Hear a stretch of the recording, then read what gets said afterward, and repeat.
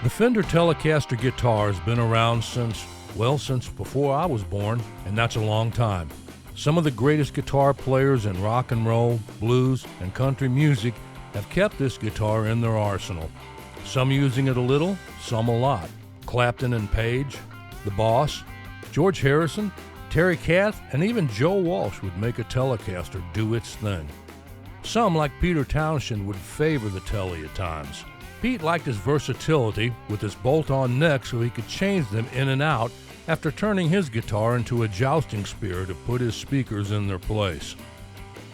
The Rolling Stones' Keith Richards loved the Telecaster's balance and solid body when he would turn his into a medieval war club when necessary, and then back to a guitar without having to worry about it staying in tune. Now, in all seriousness, the Fender Telecaster is one fine guitar, and there are some very fine players that have played it, but there are a chosen few who, as soon as I hear their names mentioned, I think Fender Telecaster. So here's my list, in no particular order, of the players who always make me think Telecaster. First up is Albert Collins. Albert was known as the master of the Telecaster. He was a highly influential blues guitarist born on October 1st, 1932 in Leona, Texas. He was known for his unique playing style, powerful vocals, and his distinct use of the Fender Telecaster capoed high up on the neck. He began playing guitar at a young age, and by the 1950s he had started performing in Houston, Texas, where he developed his signature guitar sound. His style was characterized by his sharp attack, those stinging single-note solos, and extensive use of the guitar's treble strings. Albert's innovative approach to the Telecaster set him apart from other blues guitarists of his time. In the 1960s and 1970s, Albert gained wider recognition with albums like The Cool Sound of Albert Collins and Truckin' with Albert Collins. He continued to tour and record throughout his career, earning a reputation as one of the most dynamic and influential blues guitarists of his generation. Albert passed away on November 24, 1993, at age 61, after a short battle with cancer, but his legacy will live on through his music and his influence on generations of blues and rock guitarists. I think his use of the Telecaster helped to redefine the sound of blues guitar and cemented his legacy as the master of the Telecaster. Next is James Burton. James was born on August 21, 1939 in Dublin, Louisiana. He's a legendary guitarist celebrated for his contributions to rock and country music. His remarkable career spans over 6 decades and has left his mark on the music industry. James's journey into the world of music began at a young age, displaying an early talent with the guitar. By the age of 14, he'd already joined the Louisiana Hayride, a popular radio and television country music show, where he caught the attention of stars like Dale Hawkins. This early exposure laid the foundation for a career that would see him collaborate with some of the biggest names in the business. In 1955, James's life took a significant turn when he became the lead guitarist for Dale Hawkins. This collaboration led to the creation of the iconic guitar riff in Hawkins' single hit, Susie Q. The distinctive riff put him out in the spotlight, showcasing his innovative guitar techniques and earning him recognition as a guitarist in the rock and roll genre. His reputation continued to grow as he worked with legendary artists such as Ricky Nelson, where he played a key role in defining Nelson's sound during the 50s and 60s. James's intricate guitar work can be heard on numerous Nelson hits, including Hello Mary Lou and Travelin' Man. Many of us watch the Ozzie and Harriet show just to see James play. His versatile style made him a sought-after session guitarist, contributing to recordings by artists from Elvis Presley to Johnny Cash. His association with Elvis, starting in 1969, marked a significant chapter in his career. He played a vital role in Elvis's comeback and continued to tour as bandleader with the King until Presley's passing in 1977. Throughout the years, James's influence extended beyond the stage and studio. He became a respected guitar designer, collaborating with Fender to create the James Burton Telecaster, a signature model that reflects his distinctive playing style. Today, James is 84 years old and working through a few serious health issues, so he isn't playing out much publicly at this time. But his guitar work, characterized by a blend of rock, country, and blues, continues to inspire generations of players. As a living legend, James Burton's legacy is not just in the notes he played, but in the indelible mark he left on the history of rock and roll, including induction into the Rock and Roll Hall of Fame in 2001. Danny Gatton.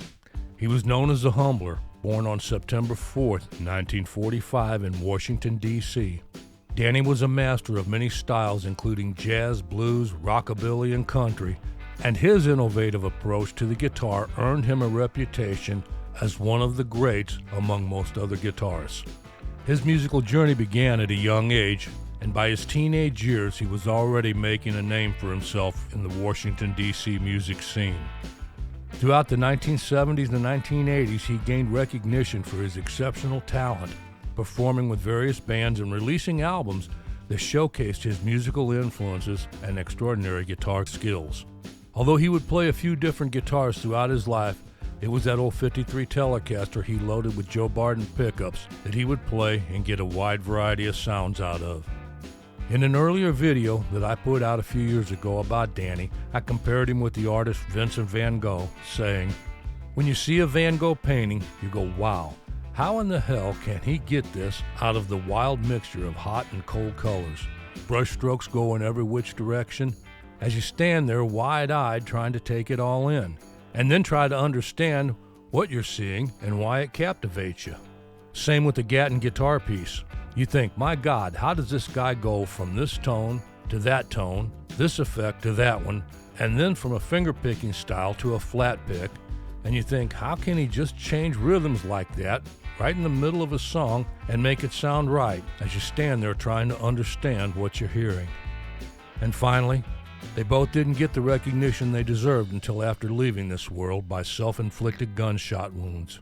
He died on October 4th, 1994. Danny Gatton was 49 years old. So when it comes to country music and the Telecaster, there's Donald Eugene Ulrich, better known as Don Rich. He was born August 15, 1941 in Olympic, Washington. He was an influential country guitarist and vocalist best known for his work with Buck Owens and the Buckaroos. Don's guitar playing was characterized by his clean, twangy tone and the telly-biting solos. He played a pivotal role in defining the Bakersfield sound, a subgenre of country music that emerged in the 1950s and 60s. He began playing guitar and fiddle at a young age and quickly developed a remarkable talent for the instruments.